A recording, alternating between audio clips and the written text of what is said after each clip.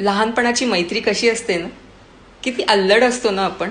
आधी स्कूलमेट, मग क्लासमेट, मग बेंचमेट, मग डबा एकत्र खाणं, शेअरिंग, मग एकमेकांच्या घरात राहायला जाणं.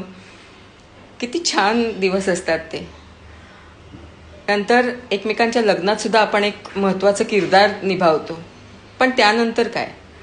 लग्न झाल्यानंतर मैत्री तशीच टिकते का? काही लोक अशी बघितली आहेत की त्यांची प्रायोरिटी बदलते. फॅमिलीमध्ये ते लोक गुंतून जातात. मग मैत्री बाजूला राहते आणि मग बसतात फेसबुक आणि इंस्टाग्रामवरती त्यांना शोधत. त्यावेळेला मग त्यांची नावंसुद्धा बदललेली असतात. पण काही लोक अशी असतात की लग्न झालं तरी मैत्रीची जागा तीच राहते आणि फॅमिलीची जागा तशीच राहते.